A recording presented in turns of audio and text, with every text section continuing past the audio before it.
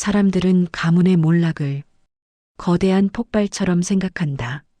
한순간에 모든 것이 무너지고 한 번의 실수로 모든 역사가 끝나는 것처럼 말한다. 하지만 진짜 몰락은 그렇지 않다. 몰락은 아주 작은 금 하나에서 시작된다. 누군가의 불안한 시선, 누군가의 속삭임, 누군가의 침묵. 그런 것들이 겹겹이 쌓여 거대한 균열을 만들어낸다. 폭우가 내리던 새벽, 생이 무너지는 그 금의 중심에 한 남자가 있었다.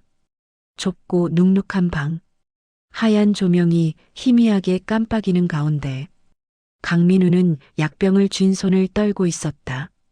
그의 숨은 마치 찢어진 비닐처럼 얇고 바스러질 듯 흔들렸다. 그때 어둠의 틈에서 목소리가 한 조각 흘러나왔다. 당신도 알잖아요. 서씨 가문은 필요 없어진 사람을 가만히 두지 않아요. 민우의 눈꺼풀이 무겁게 내려갔다. 떨어진 약병이 바닥에서 굴러가며 마치 마지막 경고처럼 쇳소리를 냈다.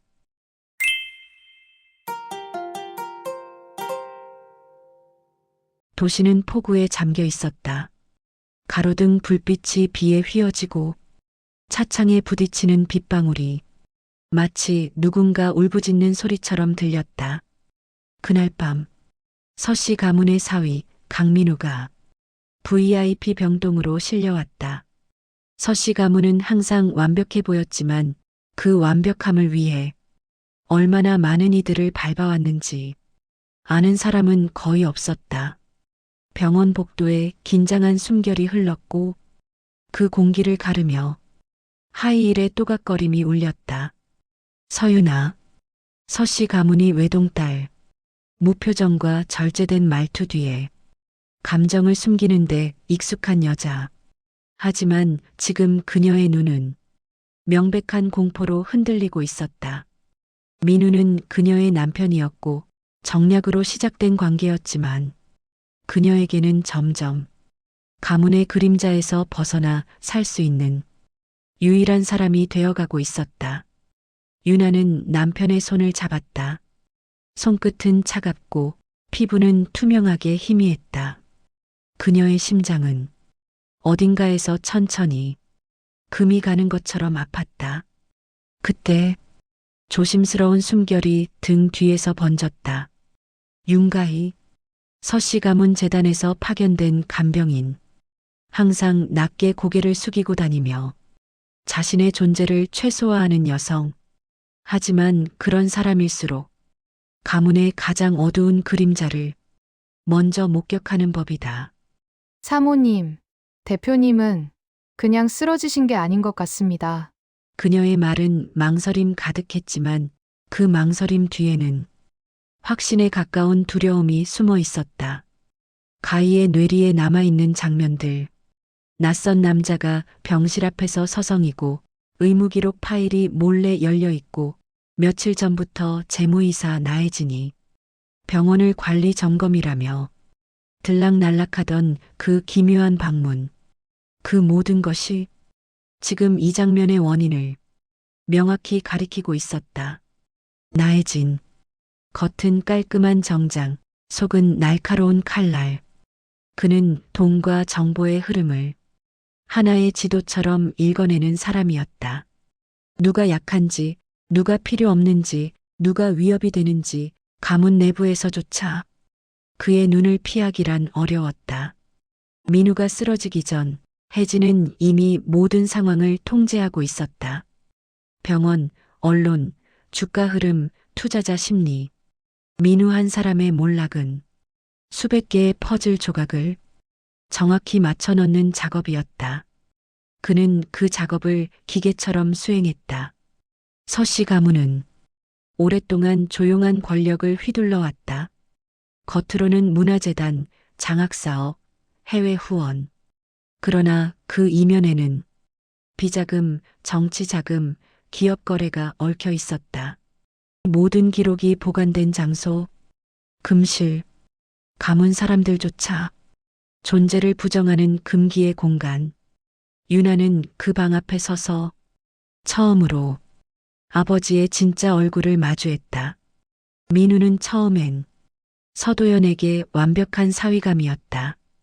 몰락한 강씨 집안의 아들이라는 점은 오히려 가문이 그를 통제하기 쉬웠고 그의 능력은 새로운 사업 영역을 열어주는 열쇠였다. 그리고 정략 결혼은 서씨 가문이 과거 강씨 집안을 이용했던 흔적을 조용히 묻어줄 수 있었다. 동정이 아니라 계산이었고 애정이 아니라 거래였다. 하지만 문제는 민우가 너무 똑똑해졌다는 것이었다. 민우는 사위가 된 뒤 차근차근 장부를 검토했고 가문 내부에서 이루어지는 서류상 흐려진 거래들을 찾아냈다. 그가 가문의 재단 흐름을 손대기 시작했을 때 도연은 깨달았다. 이 녀석은 우리가 원하는 방식으로 움직이지 않겠구나. 정권의 흐름이 바뀌고 옛날 비자금 조사의 불씨가 다시 살아날 조짐이 보였다. 그때 민우가 공개적으로 투명 경영을 밀어붙이기 시작했다. 민우의 정직함은 아름답지만 가문에겐 치명적인 결함이었다. 그 순간 민우는 도연에게 필요한 카드에서 빼내야 하는 위험 요소로 바뀌었다. 윤가인은 가문과 재단 사이에서 가장 먼저 흔들리는 존재였다. 돈이 필요했고 가문 사람들은 그녀 같은 약자를 눈도 깜짝하지 않고 이용했다. 혜진은 가희를 압박했고 그녀는 점점 이게 잘못된 일이라는 것조차 생각할 수 없는 지경에 몰렸다. 가희의 눈물이 바닥에 떨어졌다. 저 협박받았어요. 대표님이 위험하다는 걸 알면서도 아무것도 할 수가 없었어요. 그 죄책감은 가녀린 어깨로는 감당하기엔 너무도 무거웠다. 민우의 공백은 기업 전체의 공백이 되었고 혜진은 그 틈을 날카로운 부리처럼 파고들었다. 비자금 의혹을 흘리고 투자자를 흔들고 언론에 민우의 경영 실패를 흘렸다. 그 모든 흐름 뒤에는 가문의 일부 인사들 그리고 묵묵히 눈을 감은 서도연이 있었다. 그들은 민우의 몰락 과정이 충격적이지만 피할 수 없는 정리 작업이라고 서로에게 합리화하고 있었다. 이사회가 시작되던 순간 회의실 안엔 바람이 스쳐 지나가는 것 같은 적막이 흘렀다.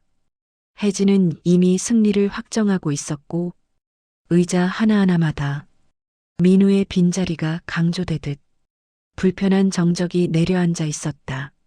그러나 문이 열렸다. 민우가 들어왔다. 누군가를 잃은 사람처럼 느리지만 흔들리지 않는 발걸음.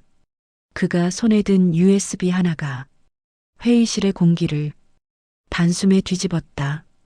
그 안에는 혜진의 조작, 가문의 자금 흐름, 내부 협력자들, 그리고 민우의 쓰러짐을 가능케 한 치밀한 시나리오가 고스란히 담겨 있었다. 이 사회는 순식간에 패배자와 승자가 뒤바뀌는 역전의 장이 되었다. 혜진은 끌려가면서도 마지막 칼날을 남겼다. 유나 씨, 당신 남편을 지키고 싶었어요? 그의 웃음은 악의와 진실이 섞여 있었다. 두 사람 결혼, 처음부터 사랑이 아니었어요. 유나의 시선이 흔들렸다. 당신 가문이 민우 씨 집안을 이용해 먹은 과거를 조용히 묻기 위한 합의였죠. 민우 씨는 거래였어요. 그 말은 서씨 가문의 오래된 죄를 그대로 드러냈다. 혜진의 음모가 드러나고 금실의 존재가 세상에 알려지며 서씨 가문은 내부에서부터 균열이 생겼다. 오래된 기둥처럼 겉은 화려해도 속은 썩어 있었음을 모두가 깨닫기 시작했다. 유나는 병실에 앉아 민우의 손을 다시 잡았다. 이번엔 흔들림 없는 손이었다. 정략으로 시작했다고 해도 우리가 어떻게 살아갈지는 우리가 결정해요. 민우는 그 말에 흐릿한 미소를 지었다. 둘 사이엔 비로소 진짜 선택이 있었다. 서씨 가문은 피로 쌓고 피로 지켜온 가문이었다. 그러나 그 피는 결국 자신들에게 돌아와 가문을 무너뜨렸다. 진실은 벽을 허물고 허물어진 틈 사이로 두 사람의 삶이 조용히 새롭게 흘러가고 있었다. 이 이야기가 당신의 마음에 작은 울림이 되었기를 바랍니다. 좋아요, 댓글, 구독, 알림 설정으로 다음 이야기도 함께 해주세요.